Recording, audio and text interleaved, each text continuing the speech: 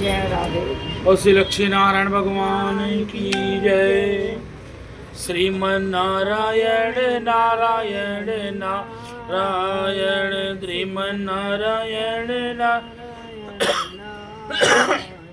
श्रीमन नारायण नारायण नारायण। और श्री लक्ष्मी नारायण भगवान की जय। अतः जया माघ शुक्ल पक्ष एकादशी महत्व। श्री कृष्ण भगवान बोले, हे राजन, माघ मास के शुक्ल पक्ष की एकादशी का नाम जया है। इस एकादशी के व्रत के मनुष्य भूत प्रेत पिशाच आदि से योनि से छूट जाता है। अतः इस एकादशी के व्रत को विधि पूर्वक करना चाहिए। हे राजन, मैं एकादशी पौराणिक कथा कहता हूँ, उसे सुनो। एक समय इंद्र स्वर्गलोक में राज कर रहा था।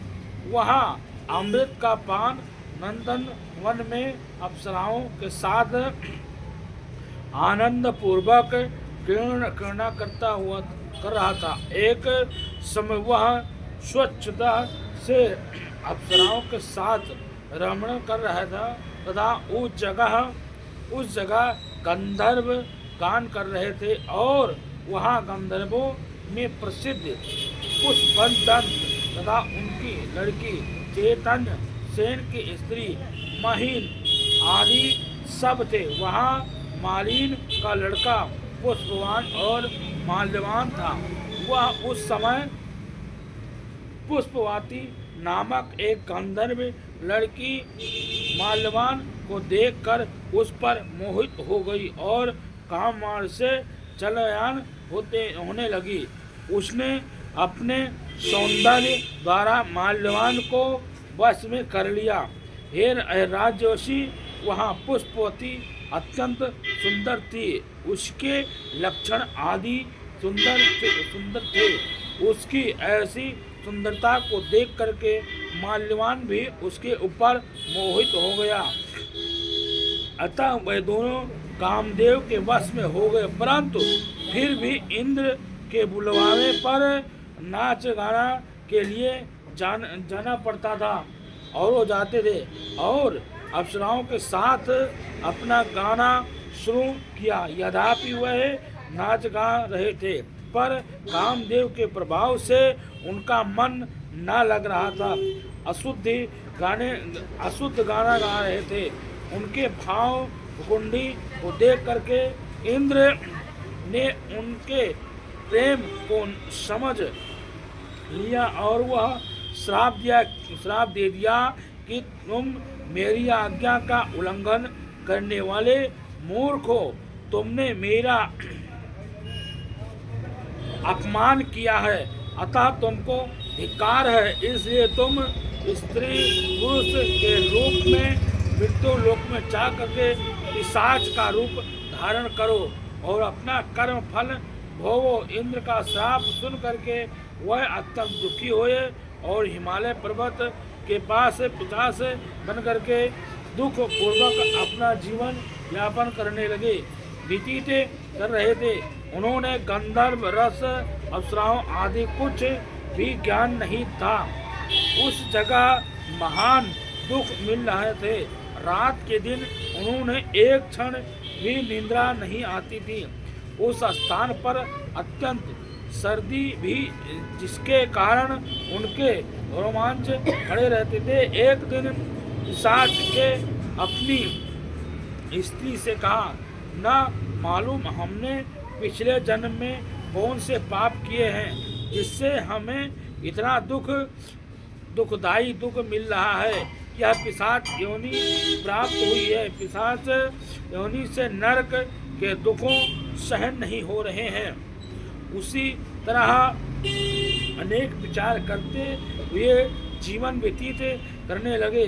देवयज्ञ के एक दिन माघ मास के शुक्ल पक्ष की जया नामक एकादशी आई।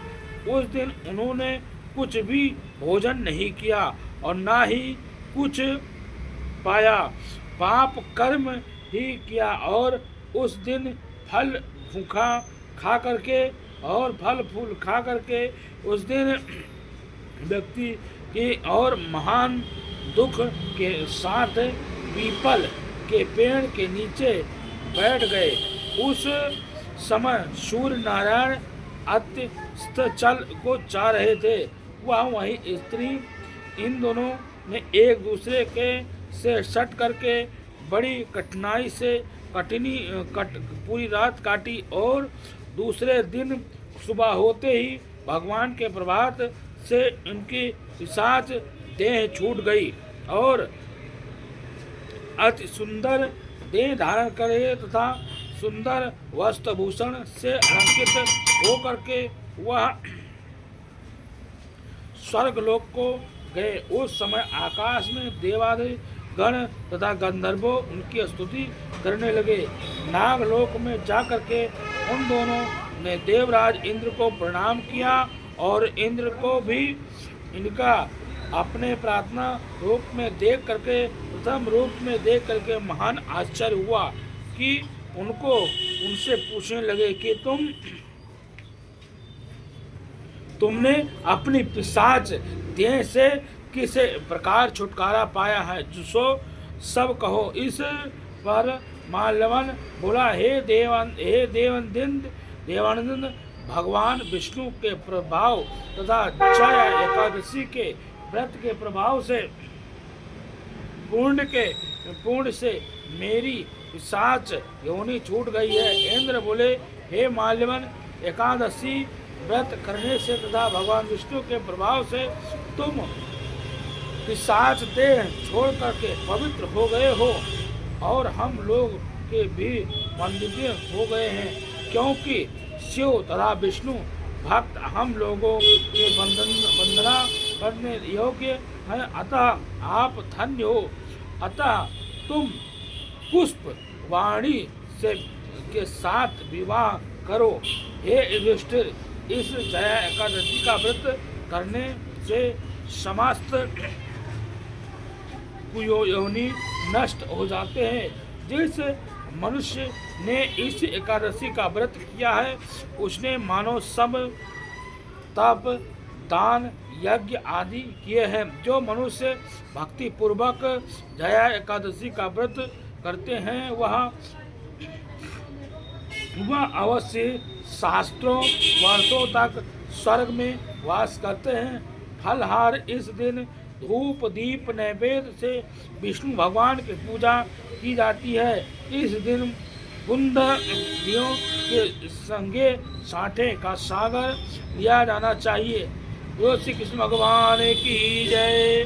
श्रीमन्नारायण नारायण नारायण श्रीमन्नारायण नारायण नारायण श्रीमन्नारायण नारायण नारायण। और श्री लक्ष्मी नारायण भगवान की जय।